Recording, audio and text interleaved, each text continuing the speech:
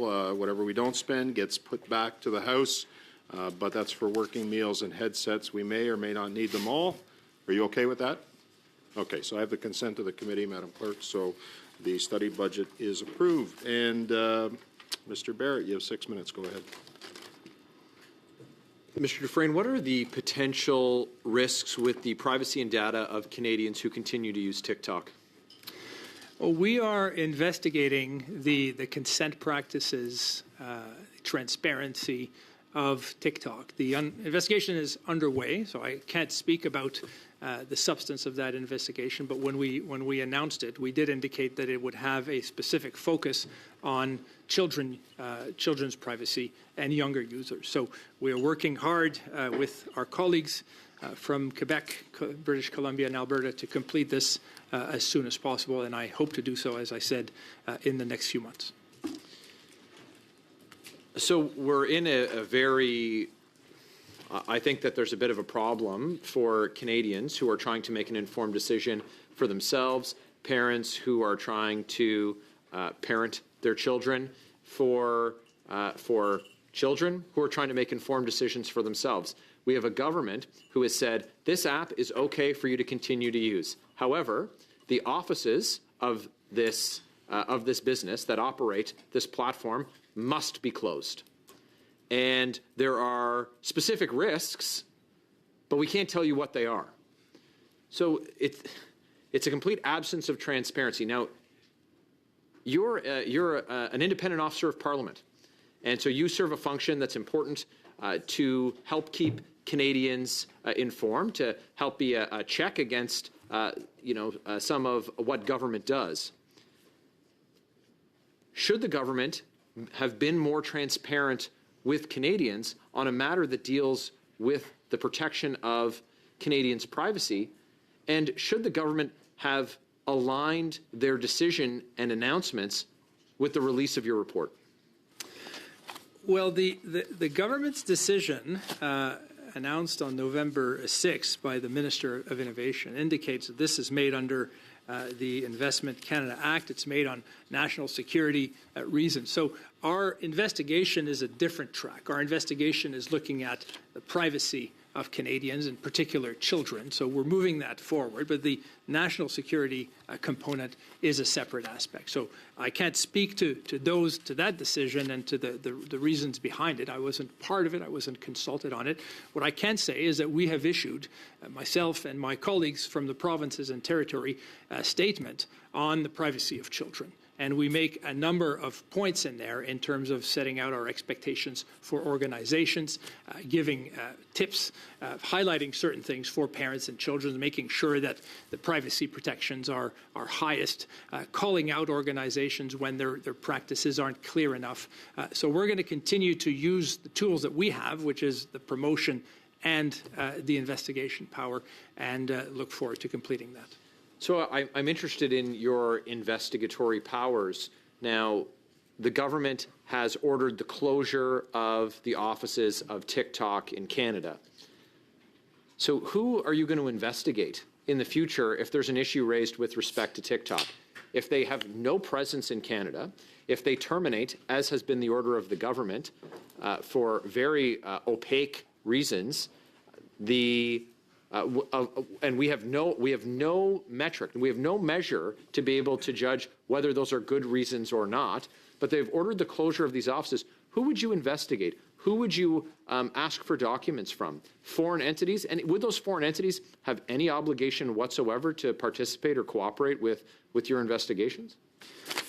So Canadian law will apply to a matter if it impacts Canadian users. So it's not necessary for privacy law in Canada to apply for an organization to have offices in Canada or for it to have generated in Canada. So the courts have recognized if there's a real and substantial connection to Canada, and that could be having Canadian users, having Canadians impacted by this, then we have jurisdiction. And so how we investigate those things, if the organization doesn't have anyone in Canada, then we would reach out to the organization in other countries. So you reach out to them in another country, and they say, contact our Canadian office. What do you do? Well, we reach out with the organization in the other country. If it doesn't have a Canadian office, then we would speak to them outside of Canada. I understand that, sir. But what with all due respect, what jurisdiction does an officer of the Parliament of Canada have in China? Well, we don't have any enforcement powers in other countries. We don't have the ability to force an organization to collaborate with us or to provide us with information if they're outside of Canada. So it seems a bit problematic then. You might see what I'm driving at here. For us to have no entity in this country for you to collaborate with, as you said. Like that creates a problem, no?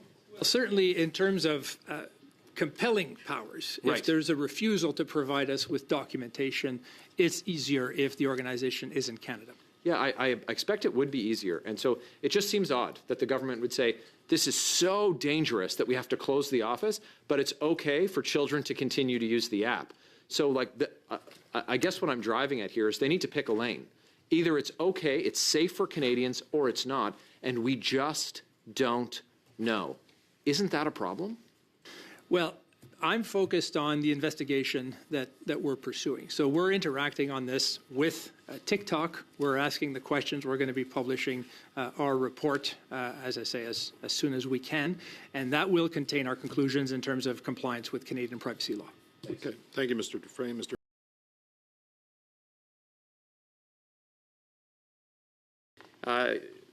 Commissioner, you had indicated that your office learned about the government's decision to order the closing of TikTok's Canadian subsidiary, TikTok Technology Canada, at the same time that the public found out about that, correct? That's correct.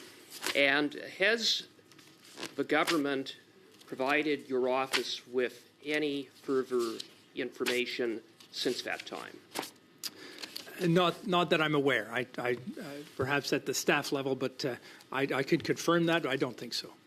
Okay, thank you for that. And we have a rather interesting situation insofar as the government has proceeded to shut down TikTok's subsidiary. They have withheld from Canadians the rationale for doing so, citing national security risks that they claim are so severe that they can't be shared with the public and evidently can't be shared with your office. Has your office attempted to acquire further information as to the rationale for this that might be pertinent and informative to your investigation? Not at this stage. We're focused on concluding our investigation.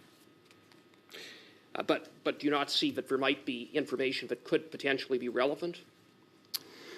At this stage, we're content with the process of our investigation. Well, yeah, okay, thank you for that. But going back to my point, we have the government saying, we're shutting the office down. We have national security concerns. These concerns are so serious, we can't inform the public. It sounds like the government isn't that interested in sharing anything with your office. But at the same time, it's so serious that Canadians can continue to use TikTok. I would submit that it doesn't add up. It doesn't make sense. And I guess when you look at the concerns that the government has that have been identified, I would submit there are legitimate concerns about the fact that TikTok, being owned by ByteDance, a Chinese company, could theoretically be required to turn over data and other personal information of Canadians to the Beijing-based regime. In that regard, I would note that Article 77 of the cybersecurity law ensures that data is collected and stored in China, and that when it is ordered by Beijing's Ministry of Public Security, it must be handed over, period. And so that theoretical concern is there, do you have any evidence that it in fact is happening? Because TikTok came before this committee and was absolutely adamant that such information has not been shared with the Beijing regime. Well, I think, again, this is an area where I can't venture because we are currently investigating. So if it comes up, this would be something we would indicate in our final report. Thank you for that.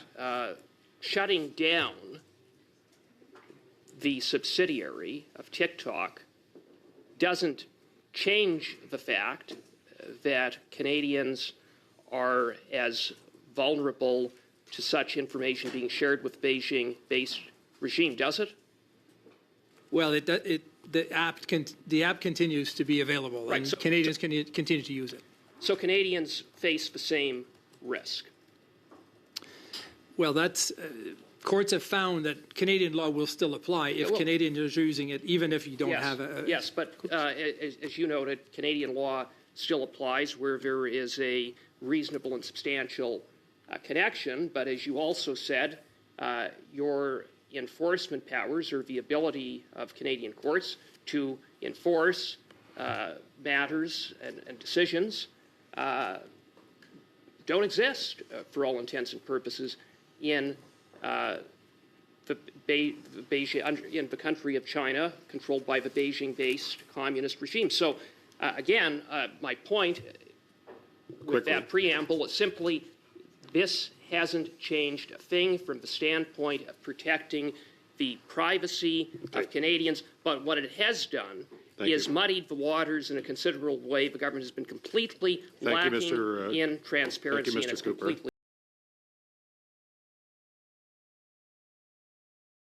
I want to thank our witnesses again for being here. It feels like it's a bit of a regular occurrence as a relative newcomer to this committee. Now, I just want to pick up where Mr. Green left off. Something I found interesting, Commissioner, is what you said, that younger users are targeted. But it seems to me that social media generally targets young users, period. I think we can agree on that, right?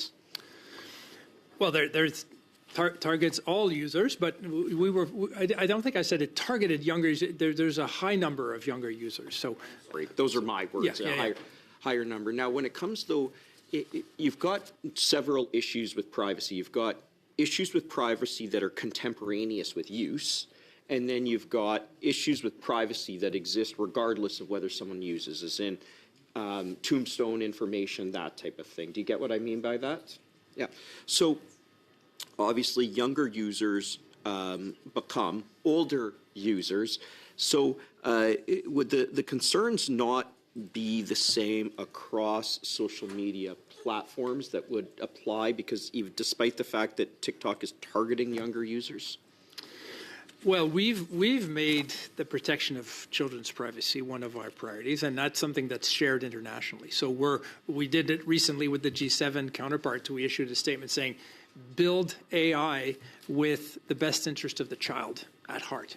So ask yourself, there will be some different considerations. We call upon stronger privacy protections for younger users, stronger rights, for instance, to deletion of information that might have been posted as a child. And that's what I meant when I said children have the right to be children. If you hold them to the same level of accountability as adults because you're leaving things forever, that's a challenge. So we're looking at that. We're looking at making sure that lens of children's best interest is always there, and that those privacy protections are stronger by default. To the best of your knowledge, where is the data for TikTok stored? I'm sorry, I didn't catch the end of your question. To the best of your knowledge, where is the data for TikTok stored? This is getting into sort of factual questions that we're investigating that, so I can't be speaking on those things at this time. Okay. I mean, it seems to me that would be part of the transparency that I hope we would see.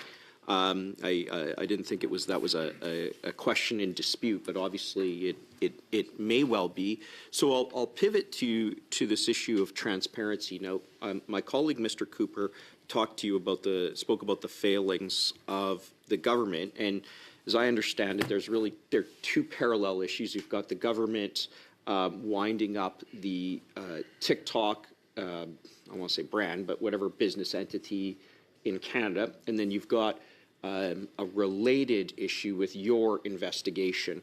And as I understand from what you said to Mr. Cooper, you are not privy to the government of Canada's, I guess, rationale for winding up TikTok. Is that correct? Not beyond the public statement. Okay. And you said, if I understood you correctly earlier, that you would be completing your investigation, notwithstanding whatever the government of Canada has decided. Is that right? Yes, we're moving forward with our investigation, and again, whatever information we may need or obtain in the meantime, we would do that, and we would finalize the investigation, and then those findings are going to be made public and the full rationale at that time. Okay. Wouldn't it make sense to, at the conclusion of your investigation, which you've done independent of the government's, I guess, their rationale, wouldn't it make sense to go to the government and determine what and the reason why to further inform your decisions and in order to determine whether further investigation is required? It's almost as though you're operating in a vacuum that has maybe 70% of the information. Right. Well, I think, again, this would be part of the decisions that we make in the context of that investigation. If we decide, well, we're going to reach out to X to obtain this information and to inform our findings, that may occur, and then we would make that public at the end of the investigation once it's concluded. So you may actually reach out to the government to determine its rationale? Well, what I'm saying is I'm not confirming the investigative steps that we've taken in the past or that we would take in the future. The investigation is ongoing, and we want to conclude it as soon as possible and have those findings for Canadians. No, I understand that, sir. I'm just trying to probe, I guess, the depths of the investigation, especially as it relates to national security. It would seem that would be a necessary step. I'm not trying to challenge or suggest your investigation won't be fulsome. What I'm saying is that it seems to me that the national security element and the privacy element really would at least potentially go hand in hand. So I'll leave it at that. Okay. Oh, go ahead. Very limited in terms of what I can say about the conduct of the investigation as it's underway. Understood.